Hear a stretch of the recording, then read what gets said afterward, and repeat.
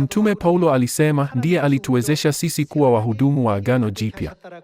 Basi Mtume Paulo alifanya nini kusema mimi ni mhudumu wa Agano Jipya, mhudumu wa Injili?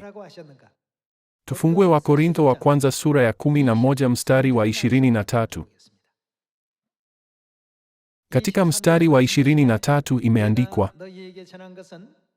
kwa maana mimi nilipokea kutoka kwa Bwana yale niliyowapa ninyi, kwamba Bwana Yesu, usiku ule aliposalitiwa, alitwaa mkate, naye akiisha kushukuru, akaumega, akasema, huu ndio mwili wangu, uliotolewa kwa ajili yenu.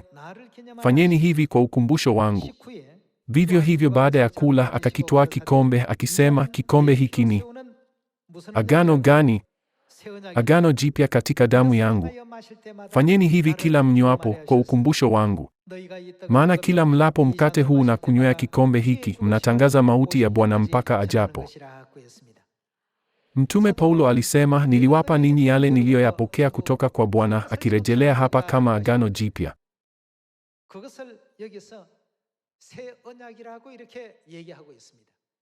Tukio hili kwa usahihi ni tukio la Pasaka.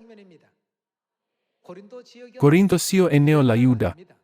Ni nchi ya mataifa. Hata katika eneo la mataifa alikuwa akihubiri nini? Alihubiri umuhimu wa kuadhimisha Pasaka. Pia tuangalie Wakorintho wa kwanza sura ya 5.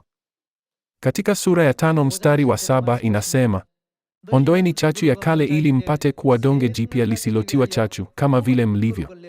Kwa maana Kristo, mwana-kondoo wetu wa Pasaka, amekwisha tolewa kuwa dhabihu. Biblia inalinganisha dhabihu ya Yesu msalabani na dhabihu ya mwana-kondoo wa Pasaka. Mungu anawaagizaje malaika waangamizi kushughulika tu na nyumba ambazo damu ya mwana-kondoo wa Pasaka ilikuwa imemwagwa? Aliwafanya wapite juu ya maafa. Tukio hili linaelezea uhusiano kati ya Pasaka ya Agano la Kale na Pasaka ya Agano Jipya kama kivuli na uhalisi wake. Kwa maana Kristo, mwana-kondoo wa Pasaka, huchinjwa. Kwa hiyo, tusiadhimishe sikukuu hii. Je, tunapaswa kushika nini? Hapa sikukuu inaweza kuelezwa kwa neno jingine kama sherehe. Ni sikukuu gani kati ya sikukuu hizo? Kuadhimisha sikukuu ya Pasaka. Kwa chachu ya zamani, chachu ya nia mbaya na uovu, bali kwa mkate usiotiwa chachu, ndio weupe wa moyo na kweli. Tufanye hivi inamaanisha kuadhimisha Pasaka. Mtume Paulo hata aliwaendea watu wa mataifa na kuwahubiria watu wa mataifa akisema, lazima muadhimishe Pasaka.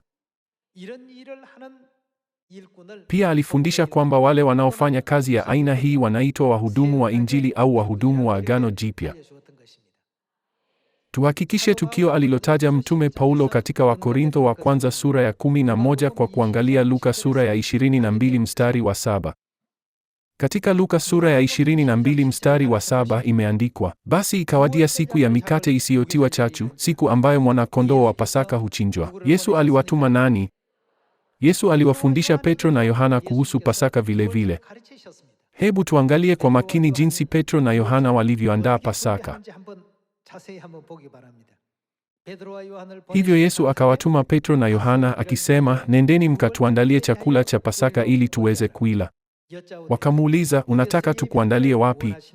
Yesu akawaambia, tazameni, mtakapokuwa mkiingia mjini, mtakutana na mwanaume amebeba mtungi wa maji. Mfuateni mpaka kwenye nyumba atakayoingia. Nanyi mwambieni mwenye nyumba, mwalimu anauliza kiko wapi chumba cha wageni ambamo mimi na wanafunzi wangu tutakula Pasaka. Atawaonyesha chumba kikubwa ghorofani kikiwa kimepambwa vizuri. Andaeni humo. Wakaenda nao wakakuta kila kitu kama Yesu alivyowaambia. Hivyo wakaiandaa Pasaka.